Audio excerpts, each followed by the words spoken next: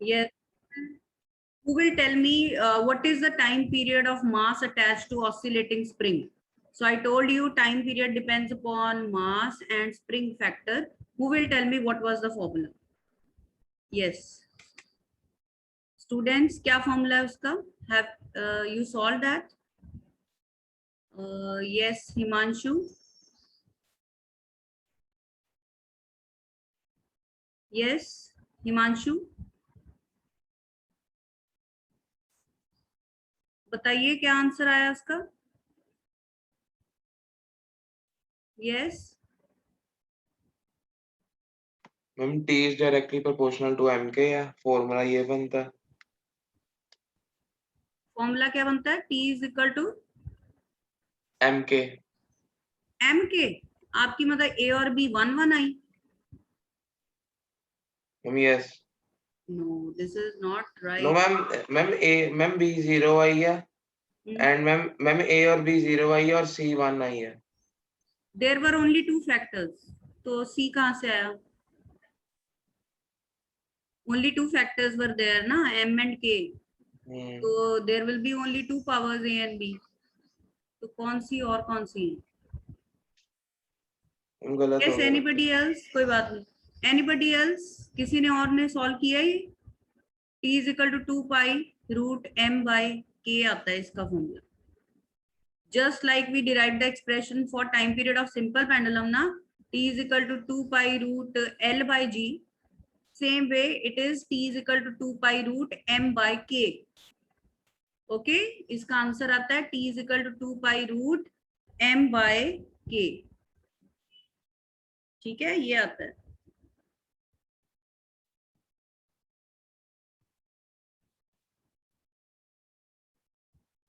Is that okay?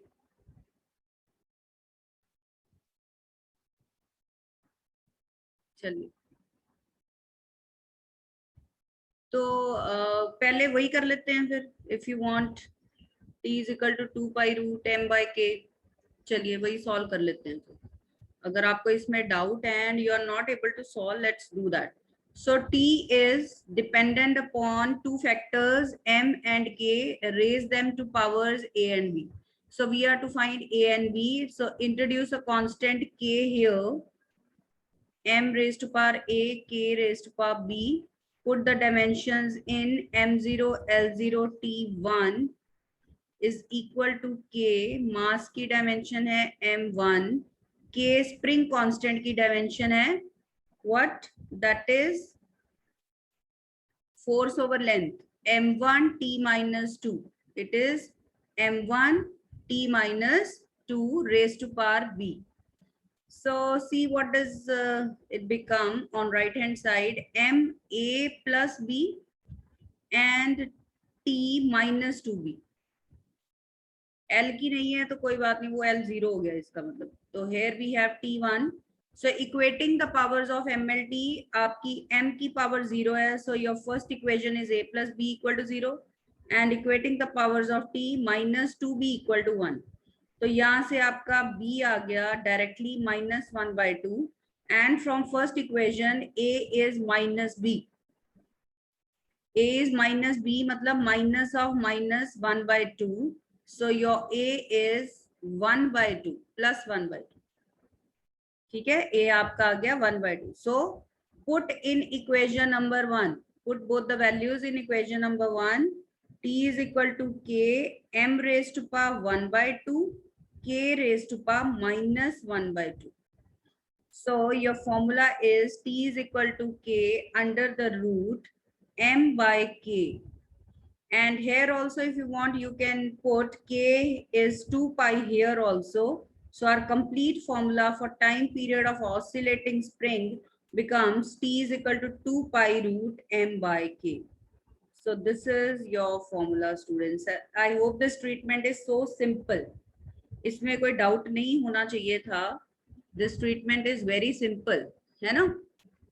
तो देख लीजिए कहाँ पे आपकी प्रॉब्लम हुई, देख लो कहाँ पे प्रॉब्लम हो रही है, देख लीजिए. Is that clear now, Himanshu? You got your mistake? Is it okay?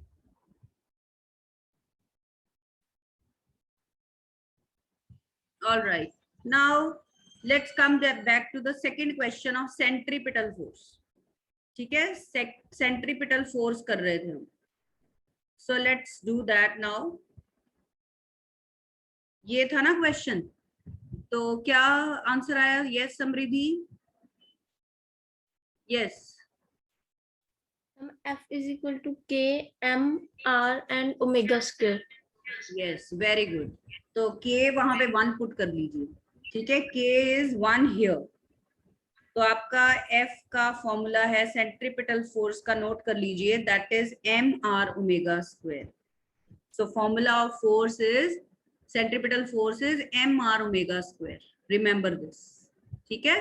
अच्छा, इसमें किसी को डाउट है तो बताइए, so that I can do it here. If you face any problem, तो मैं ये कर दूं यहाँ पे कि आपको हो गया हुआ. Yes students, is it fine? Have you done this? Are you able to do this or should I do it here? बताइए मुझे. If you want me to do it here, raise hand. Yes Jivitesh. Ma'am एक बार करवाइए, 2 tally होते हैं. चलो ठीक, मैं करवा दूँ. Okay, so check it out. So we'll raise them to the powers a, b and c, putting the dimensions and constant on both sides. चलो एक step और लिख लेते हैं. F is equal to k, m raised to power a, r, b, omega c. This is equation number 1. So putting the dimensions m1 l1 t minus 2 equal to k m1 raised to power a, and this is radius, so this is l1, omega is t minus 1. ठीक है, तो directly on the right hand side एक एक power ही है, so this is very convenient. And now equating the powers of mlt on both sides, we get a equal to 1, direct values आ गई, b equal to 1 and minus c equal to minus 2. So that means c आ गया आपका 2. So these are your a, b and c. Okay, so put these values in equation number 1. Your final expression is f is equal to k, m1 means m, r raised to power 1 means r, and omega square. So f is equal to mr omega square when we put k equal to 1. So this is the question. देख लीजिए. Any doubt to anyone can ask. Clear है बच्चे? I hope that is clear. Okay. चलिए next question करते हैं. So the statement is, लिखिए Reynold number. लिख लीजिए Reynold number. Write down the question. Reynold number, उसको आप डिनोट करिए NR से. ये रहा क्वेश्चन, नोट करिए. Reynold number, a dimensionless quantity. Reynold number, a dimensionless quantity, depends on factors लिखिए. Depends on critical velocity of liquid, density of liquid and coefficient of viscosity of the liquid. It is also directly proportional to diameter of the pipe. Derive a formula for Reynolds number. हमें ये निकालना. So note down the question first of all. Note down the question. Reynolds number, a dimensionless quantity, depends on these factors: critical velocity, density and coefficient of viscosity. It is also directly proportional to diameter of the pipe. Derive a formula. I tell you, there is a limitation of dimensional analysis. Limitation ये है कि we can't derive a formula if it involves more than 3 factors, but you can see here 4 factors are given: critical velocity, density, coefficient of viscosity and diameter of the pipe also. So how can we derive such a formula that involves more than 3 variables? So you can see there is something related to this last sentence. They have given already the proportionality of diameter, this 4th factor. They are saying that it is directly proportional to diameter of pipe, means it is directly proportional to first power of diameter of pipe. तो उसने इसकी power पहले ही दे दी है आपको. 4th variable d नहीं लेना पड़ेगा. इसकी पावर हम 1 ही ले लेंगे. So in these types of questions, if some how 4 factors are given, तो एक की पावर एक की डिपेंडेंस आपको या तो गिवन होगी या फिर आपको दो फैक्टर्स को कंबाइन करके एक बनाना पड़ेगा, but you can't involve more than 3 variables. तो दोनों टाइप के क्वेश्चंस हम करेंगे. ये पहले करिए. इसमें डिपेंडेंस दी हुई है, डायमीटर की जो पावर है वो 1 है, उसको आप डी नहीं लोगे. ठीक है. So let us solve this question now.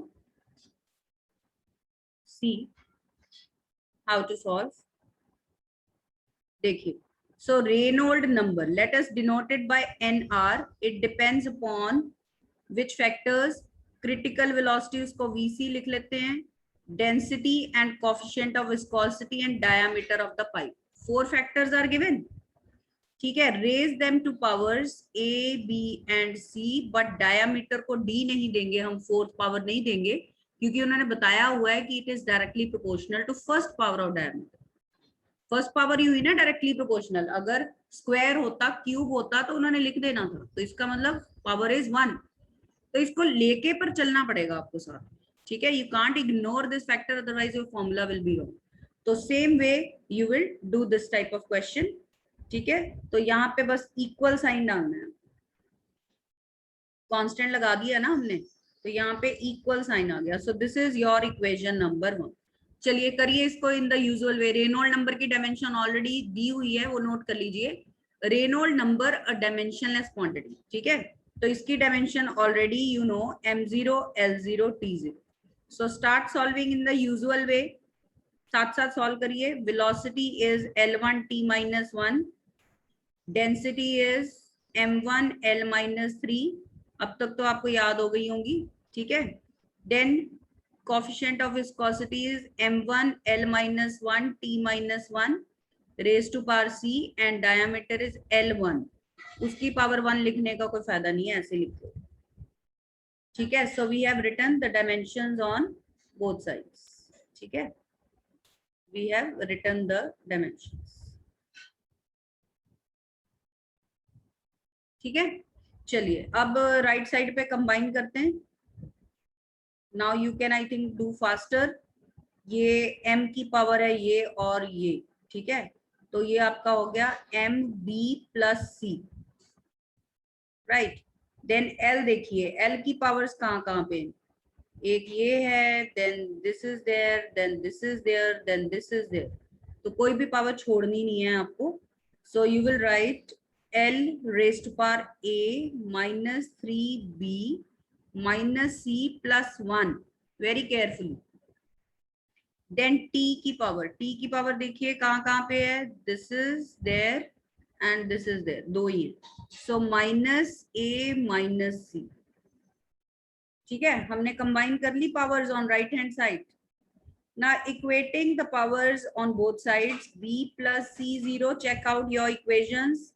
A minus 3B minus C plus 1 equal to 0, minus A minus C equal to 0. Now the question is how to solve these equations. Very easily you can do that. कोई बात नहीं, इतना mathematics आपको आता ही है पहले से. ठीक है. तो चलिए इनको सॉल्व करें हम. आप भी करिए साथ साथ. So B is equal to minus C from the first equation. From the second third equation also A is equal to minus C. ठीक है.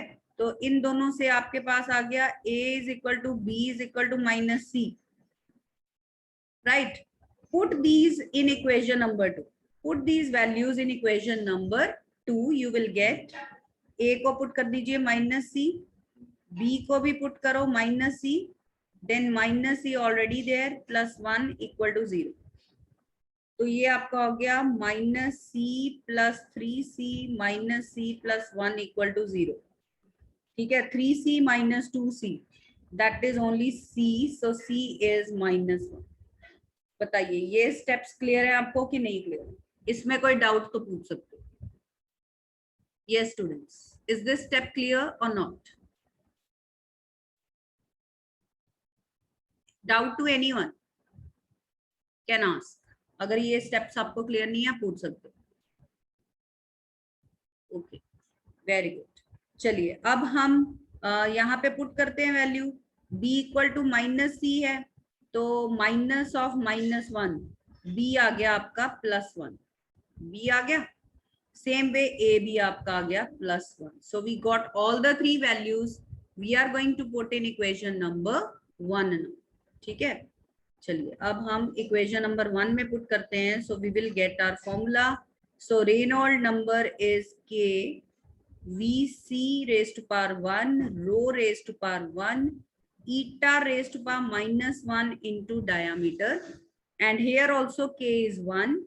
So our actual formula of Reynolds number that is famous is rho Vd by eta. Eta denominator में चला जाएगा क्योंकि इसी की power -1 है. All other powers are positive. So this is our formula for Reynolds number, rho Vd by eta. So you can see in this formula there are 4 variables, but how we have solved. Have a look at the whole question once. कैसे हमने इसको solve किया. Okay, तो ये question अगर आपको समझ में आ जाएगा तो you will be able to do any type of question on dimensions, right? Is that clear, students? चलिए, shall we do the next one? चलो अब हम वो क्वेश्चन करते हैं जिसमें हमें कंबाइन करना पड़ता है factors, right? So write down next question. Volume of liquid flowing per second. लिखो, volume of liquid flowing per second.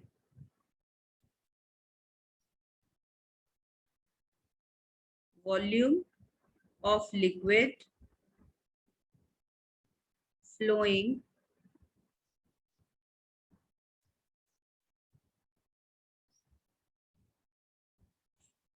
per second,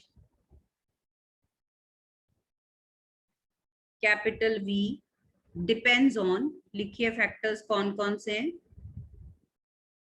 Depends on 4 factors are given. Pressure, length of pipe, radius of pipe through which the liquid is flowing R, and coefficient of viscosity of the liquid eta. Coefficient of viscosity of the liquid eta.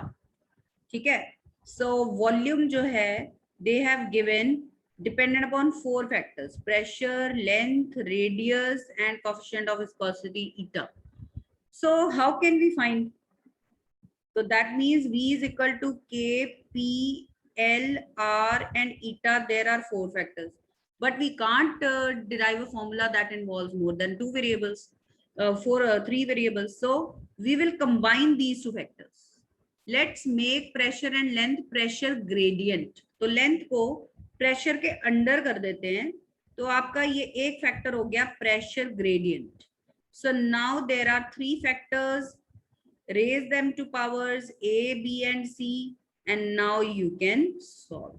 So these types of questions will also be there where sometimes you have to combine 2 factors because of this limitation. Got it, students? All right. चलिए अब इसको usual way में करिए and ultimately you will get Poiseuille formula. हमने इसको check किया था, we had checked its correctness. तो आपको पता है फॉर्मूला कौन सा आने वाला है, Poiseuille formula. I told you. And here k is π/8. यहाँ पे जो k है उसकी वैल्यू होगी π/8. एंड में आप पुट कर देना तो you will get this formula. v is equal to π/8 p/l R4 by eta. So this is going to be the values. This is going to be the formula. तो आपका A1 आएगा, B4 आएगा, and C आएगा -1. So you will verify and solve yourself. This is homework for you. Is that clear, students? So this question, Poiseuille formula, in the same way you will be able to derive. Fine. So I hope second application is also clear now. एक और question कर लें इसका कि it's okay. Yes, students, do we need to do one more question or is it fine? आपको ये method clear हो गया? Second application, how to derive a formula dimensionally. Yes, students, Is it clear? Okay, 5-6 students are saying that it's clear. Okay, very good. And students, I'll be sending you one assignment also today. आज मैं आपको एक assignment भी send करूंगी, dimensions की ही होगी, सिर्फ dimensions की. For that purpose, you need to know 2 more dimensions. आपको वो मैं करवा देती हूँ, वो आप देख लीजिए. Capacitance. What is the dimension of capacitance? एक ये उसमें यूज होगा आपका. एक angular acceleration. Angular acceleration capacitance का फॉर्मूला नोट कर लीजिए. C is equal to Q by V, where Q is charge, उसकी हमने की थी A1 T1, and V is potential difference. Using Ohm's formula V is equal to IR, हमने इसकी भी डायमेंशन निकाली थी. वैसे इसकी डायमेंशन हमने वर्क डन ओवर चार्ज से निकाल ली थी. तो अब आप इसकी कैपेसिटेंस की डायमेंशन कैलकुलेट कर सकते हो. Angular acceleration is alpha, rate of change of angular velocity. Rate of change of angular velocity is called angular acceleration. अब angular velocity की dimension t-1 है, time की t1 है, so this becomes t-2. तो note कर लीजिए, angular acceleration has this dimension t-2. Angular acceleration has t-2 dimension. So I hope that is fine. All right, now let us do third method now, third application of dimensional analysis. What was that? Who will tell me? What was the third application of dimensional analysis? कौन बताएगा? Yes, first was to check the accuracy. Second was to derive a formula. Yes, what was the third? Shreya. Convert one system of units into other. Very good. So let us convert. Third application is to convert one system of units into the other. One system of units into the other.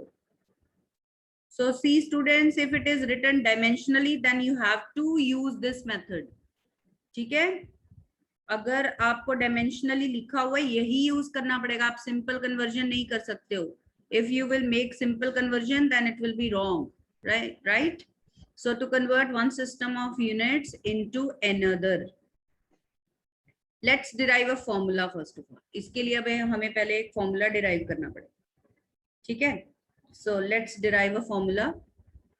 You know, product of NU remains a constant because quantity मैंने आपको बताया था can be expressed like this. Q is equal to NU. Where N is the numerical value and U is the unit. For example, we write length is 5 meter. We write mass is 2 kg. Okay, so we always express a physical quantity in these terms. Quantity is equal to first numerical value, then we write the unit always. Okay, so this is the representation. Suppose I convert length into centimeter. Then this 5 meter I will write as 500 centimeter. ठीक है, but length तो उतनी रही ना. 5 metre length of cloth जो है एक cloth की, वो 5 मीटर लिख दो या 500 सेंटीमीटर लिख लो, लेंथ तो उतनी है ना उसकी. Quantity remains the same. So if we express one unit, one quantity in one unit, then its value will remain same in, value will change in another system of unit. And you also note it down कि smaller is the unit, larger is the value. And larger is the unit, smaller is the value. जितना आप large unit use करोगे, numerical value उतनी small होगी and vice versa. But the product will remain constant. So N1 U1 is equal to N2 U2. You can write. So suppose कर लो कि अब आपको एक unit में value given है, आप दूसरे यूनिट में उसकी वैल्यू निकालना चाहते हो. सो फॉर एग्जांपल 5 मीटर को सेंटीमीटर में कन्वर्ट करना है. So you want to find the numerical value कि वो 500 कैसे है. ठीक है, so how can you write N2? N2 will be N1 U1 over U2. Basically आपको N2 निकालना है ना, so that will be N1 U1 over U2. Now see, we can represent any unit in terms of mass, length and time. तो U1 को आप लिखोगे M1, L1, T1, और U2 को you will write M2, L2 and T2 and raise them to powers also, raise them to dimensions also. ठीक है, और हम इनको रेज करेंगे ए बी सी को. So this is your formula to find numerical value in another system of units. ठीक है, so this is your formula. Note कर लीजिए इसको. तो मैंने जितना पॉसिबल हो सकता था मैंने आपको थोड़ा सा समझा दिया है कि कैसे आप लर्न कर सकते हो, अदरवाइज डायरेक्टली हमें इस फॉर्मूला से ही स्टार्ट करना पड़ता. ठीक है, तो थोड़ा सा now you can make out कि ऊपर कौन सा सिस्टम रखना है. जो नोन है, U1 नोन था, आपको न्यू सिस्टम डिनोमिनेटर में रखना है. U2 न्यू सिस्टम डिनोमिनेटर में होगा, ओल्ड सिस्टम न्यूमरेटर में होगा. एंड ए बी सी क्या है? These are dimensions of the quantity which is involved. जैसे लेंथ 5 मीटर है, ये 5 मीटर को सेंटीमीटर में कन्वर्ट करो, तो क्वांटिटी कौन सी है यहाँ पे? लेंथ. तो जिस क्वांटिटी के यूनिट्स को आप कन्वर्ट कर रहे हो, ए बी सी, उसकी डायमेंशंस है. ठीक है, so noted the formula. Now let's do the question. Let us do the question based on dimensional analysis, third application. So let us convert. Let's take up a simple question. Convert 1 Newton into dyne. So this is the question. We have to do it dimensional. तो हमारी N1 क्या है? ये 1 हमारा N1 है. Newton जो है हमारा फर्स्ट यूनिट है. N2 हमें फाइंड करना है एंड डाइन हमारा न्यू यूनिट. ठीक है. Quantity, which quantity is involve? Newton is the unit of force. तो dimension of force we know m1 l1 t minus 2. यहां से आपको a b c पता चल गए. a 1 है, b is 1 and c is minus 2. ठीक है. So before doing these types of questions, we always make a table of old system that is given and new system in which we want to find the numerical value. ठीक है, old system और new system एक table बना लो पहले. सो let us right the values n1 m1 l1 t1 here, and let's write the values n2 m2 l2 and t2. Got this? Old system is that in which you know the numerical value. New system is that in which you want to find the numerical value. ठीक है, तो आपका n1 है 1. Now the question is ये m1 l1 t1 क्या होगा? You understand, आपका जो ओल्ड सिस्टम था वो MKS था ना. Newton is MKS system. So in this system of units you know that mass is expressed in kilogram, length is expressed in metre, time is expressed in second. तो आपको Newton लिखने की जरूरत नहीं है, आपने सिस्टम आइडेंटिफाई करना है वो कौन सा system. So if it is MKS, then kg, meter and second you will write here. And new system, now you will see new system आपका dyne है. Dyne is CGS system. Dyne is your CGS system.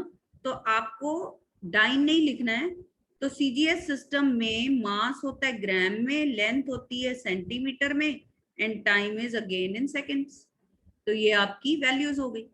N2 आपने निकालना है, so that's why I have put a question mark here. तो चलिए, अब हमें सारी वैल्यूज पता चल गई. Just we will put the values in the formula now.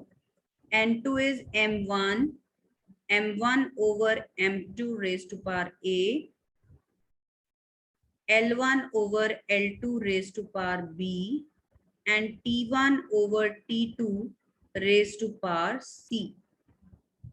चलिए अब वैल्यूज पुट कर देते हैं. n1 1 है. ठीक है, m1 ये देखो, m1 कहां से पिक करोगे? यहां से पिक करोगे. m1 is 1 kg, m2 is 1 gram और a कितना है आपका 1. So go on putting the values. आपने ऑलरेडी लिख ली. So length is metre, centimetre and power is again 1. Time दोनों केसेस में सेकेंड और second year, raise it to the power -2. So see how I have substituted the values. Is that clear? कैसे मैंने value substitute की? किसी को doubt? Now just we are to solve this. ठीक है, 1 तो चलो गया. 1 kg is 1000 ग्राम और उसकी पावर 1 नहीं है तो उसको रहने दीजिए. ठीक है, ये ग्राम ग्राम कैंसिल हो गया. 1 metre is 100 centimetre over 1 centimetre, वो भी कैंसिल आउट हो गया. और 1 सेकेंड के साथ पहले ही कैंसिल आउट हो गया. 1 की पावर -2 वो भी 1 नहीं होता है. तो आपके पास कितना आ गया? 1 2 3 4 5 zeros are. So that means you are left with 10 raised to power 5. So yes, your N2 is 10 raised to power 5. 1 Newton is 10 raised to power 5 dyne. Yes. So this is how we can convert one system of units into the other. देख लीजिए पूरा question. Have a look at the whole question once. देखो. Yes, any doubt to anyone?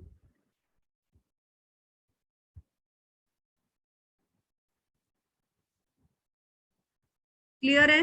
So how we can convert one system of units into the other? On the same lines, कल आप ये question करोगे, लिख लीजिए 1 joule is how many erg? On the same lines, कल आप ये question करोगे 1 joule is how many erg? You know the answer, but dimensionally following the same method you have to do. So tomorrow we'll be doing more questions on this type. So let me wait. आपको आज assignment नहीं देती मैं, कल दूंगी assignment. ठीक है, आज पहले आप ये 2 क्वेश्चंस करिए जो मैंने आपको कंप्लीट करने को दिए. एक Poiseuille formula and another is this 1 joule is how many erg. तो आज आप ये दोनों क्वेश्चंस कर लीजिए. ठीक है, tomorrow I will be sending you assignment. Okay students? Yes, now any doubt from the lecture you can ask me.